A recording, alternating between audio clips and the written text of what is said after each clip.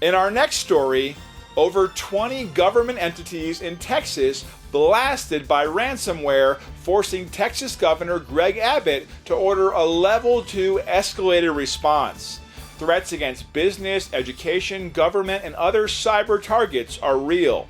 It's time to wake up to the real threats posed by coordinated ransomware attacks, hackers, and other cyber threats.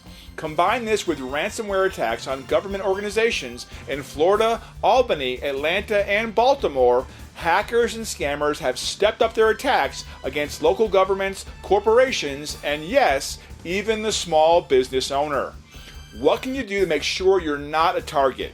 1. Invest in cybersecurity awareness training for all your staff.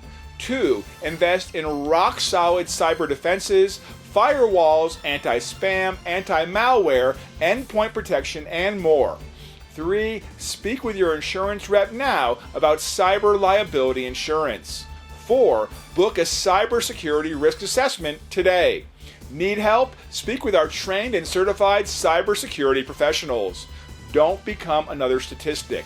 Protect your business, organization, and livelihood now. This is Michael John Wolf, and thanks for tuning in to this special cybersecurity video.